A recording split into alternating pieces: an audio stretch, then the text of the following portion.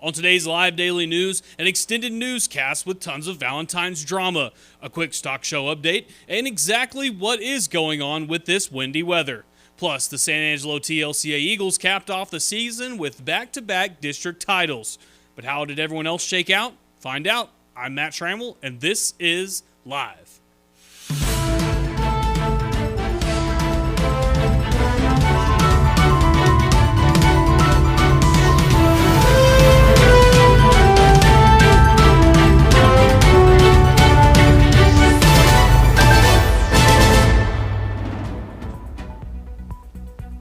But first, during heartbreaking times of loss, don't let pesky funeral homes overcharge you to honor your loved ones.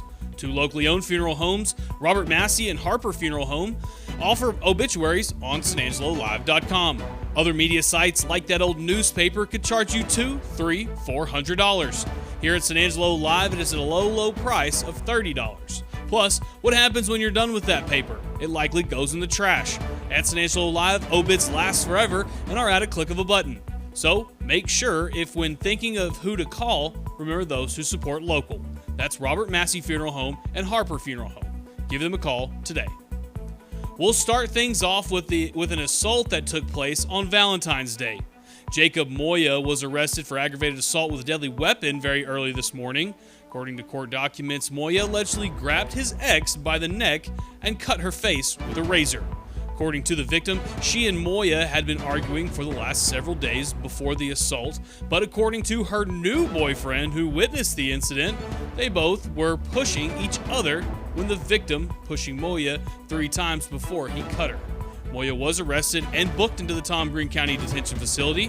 As of now, he is in there with a $25,000 bond. Speaking of assaults, a woman was indicted in January after hitting her boyfriend with a high-heel shoe and then pointing a gun at him and his son. Back in November of 2022, according to court documents, Maria Fernanda Garza has been indicted for aggravated assault with a deadly weapon. The victim said Garza went through his cell phone and they began arguing. When they arrived at his residence, the victim began gathering Garza's possessions. Garza retrieved a handgun and pointed it at the victim, who ended up trying to shield his son from Garza. Eventually, the victim tackled Garza and got the gun away from her. She was arrested and released from the Tom Green County Detention Facility the same day on a $25,000 bond. And if things aren't getting bad enough, someone is even trying to scam people on social media using a fake Kano's Diamonds and Coin page. If you see anything that resembles the photo above, stay away. Mr. Kano said in a post boastfully that imitation is the sincerest form of flattery that mediocrity can pay to greatness. All jokes aside, if you do see a page like this, make sure to report it online and in person to the SAPD. Every bit helps fighting off these scammers, and just because I'm on the subject, go see Mr. Kano at 1016 West Beauregard in San Angelo. The San Angelo Stock Show is still going on, and today kicks off Wave 2 of the Barrow Show. For you yuppies out there watching, a barrow is a pig. Looking back to last week, the champions of the Lamb and Goat Show were revealed. A girl locally that killed it was Tom Green County's own Stratley Struby. Miss Struby won overall reserve grand champion goat and champion fine wool sheep. For all results, check out the rodeo tab on SanAngeloLive.com.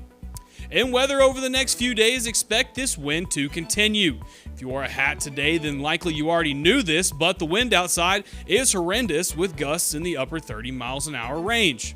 Tomorrow, expect those winds to continue and blow in extremely cold temperatures. By Thursday night, the lows will be in the teens, so be prepared. Also, because of that, the city's warming shelter will be open. And finally, speaking of being prepared, big changes are coming to your county parks. That's right, if you love the rope swings, stay tuned. First, though, looking for something to do tonight? If so, go down to the Penny Tap House at 2412 College Hills Boulevard. Tonight, they will have Wing Wednesday. That's buy 12 wings for the price of 6. They also have $4 U-Call-Its, and it's trivia night. There's nowhere else to be than the Penny Tap House at 2412 College Hills Boulevard. We'll see you there. And now, here's Yantis Green with the biggest story of the day.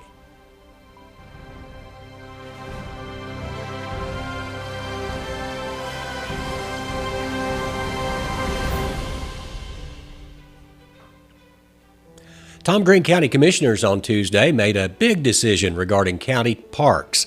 Over the next few months, you will notice that something is missing in the parks, like Foster Park and Pugh Park, and that would be the trash dumpsters that have been there for years. That's right. After a unanimous vote, commissioners on Tuesday ruled that those dumpsters will be removed as soon as possible. In the Texas Disposal System's contract, it says that a 30-day notice has to be issued before canceling the contract and taking the dumpsters out. There will still be county-maintained trash barrels in the parks, but trash issues have shut down county parks in the past, and now that the dumpsters are gone, visitors need to be prepared. The only way to be prepared is to know about it in advance, and because of that, that is today's biggest story. You've been asking for discounts, and I've been asking the factory for vehicles. Well, it's all lining up. We are offering big discounts, and our lots are filling up with inventory. It's a great time to be looking for a new car or truck. We have up to $9,500 in total savings. You can only get deals like this at Jim Bass Ford, at the corner of Houston Hart and Arden Road, or 24/7 at bassbunch.com.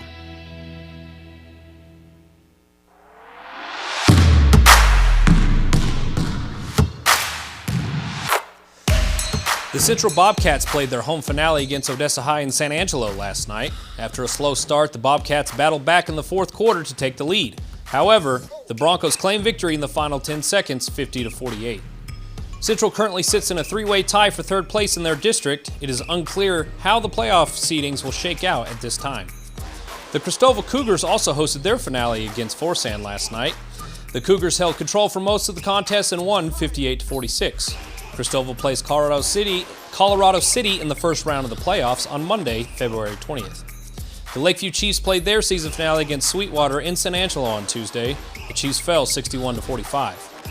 Be sure to tune in on Friday at 4 p.m. to our Cover One Hoop Show. We will have an exclusive interview with one of the Concho Valley's head coaches, as well as a preview and our predictions of the first round of the playoffs. When it comes to unique pieces you can't find anywhere else, Kano's Diamonds and Coins is your one-stop shop. With over 24 years in the diamond and coin industry, Kano's Diamonds and Coins is West Texas's choice for diamonds, jewelry, coins, silver, and gold. Owner Bill Cano stands by his work and offers free consultations, including estate jewelry. Don't just trust anyone with your valuables. Come see the staff at Cano's at 1016 West Beauregard in San Angelo. Hello everyone, I am James Bellini. Today we have a very special interview with TLCA Eagles head coach Kent Sherrill. Coach Sherrill, how are you doing? I'm good. How about yourself? I'm doing good, sir. We appreciate you doing this for us. You said before you came to TLCA, you were at Demet, Texas. What was so appealing to you about this TLCA job? I didn't have a lot of knowledge about it. I know that they had some previous success, and I thought being in the San Angelo area, there would be some talent here. So San Angelo is always a place that we really liked visiting. So, put my name in the hat, got the job, and here I am. And you said you've been there now for 6 years. How long have you had most of these kids? I mean, have they came in from other schools, or have you had most of your student athletes for the majority of their years there in the high school? The majority of their years at the high school. They've just kind of grown up in the system. Man, talking about just your system and everything. Y'all won a tremendous game last night against the Wall Hawks. It was 35-31. Y'all were trailing for a good majority of the game, and all of a sudden now they pulled out the win. Learning how to win is real important. How do you think you've got to that point with your students, with your athletes, just to go out and learn how to win basketball games? Well, I just think it starts with the mental toughness part of it. It's hard to learn how to win, but before you learn how to win, you have to learn how to lose. And in losses, sometimes you can learn more than in wins. So, we always tell the kids when we lose close games, to focus on the things that we could have done different to make the outcome in our advantage, to make the outcome different. So those are things, watching film, stuff like that, just basically things that hurt us, try to work on those things and get better. And in games, reminding the kids of things that it's going to take us to things that we have to do that's going to make us successful. And that's just kind of what we do. You just got to be really mentally tough, and that's working hard on and off the court and behind the scenes. So yeah, that's one thing I noticed was your players never really got frazzled last night, and they were down probably 10 points at one point, and they just continued to fight. How much of them watching film have your culture, how much have they picked that up? Have they learned that, hey, this is the way that Coach Sherrill does things, this is how we're gonna do things from here on out? How did they take to you and your style of coaching there? I think they know by our practices every day that we just grind, and that's what you got to do. And when things aren't going your way, you got to continue to work, even though you don't know the outcome of the game. And last night, Wall, you said 35. I think you said 35-31. It was actually 35-34. 34. They let us late. Oh yeah, no problem. They let us late. We hit a big shot. But, last night in that game, the first time we played Wall, the pressure was kind of on them. We were TLCA coming in. We had a good record, and we usually do going over there. But, that's one place that we haven't won. So kind of the pressure was on them. We could play loose, and then all of a sudden, you flip the script and you're playing for everything, last night, and you're on your home floor, a ton of fans there. I think that, we were nervous at first. I think they played really good defense. I thought our defense was pretty good. But, we just kept grinding, taking advantage of opportunities. And, at the end, we found a way to win. I mean, the atmosphere from the fans. How have the parents been? That was one thing that at a couple of the games that I've been to, the parents have been just pretty awesome. They're really happy that their kids are getting exposure here on Cover One. But how have the parents been towards you there at TLCA? I mean, I think for the most part they've been really supportive. It's one of those things. You can't please everybody, and everybody can't be happy. But I think it's a very supportive environment.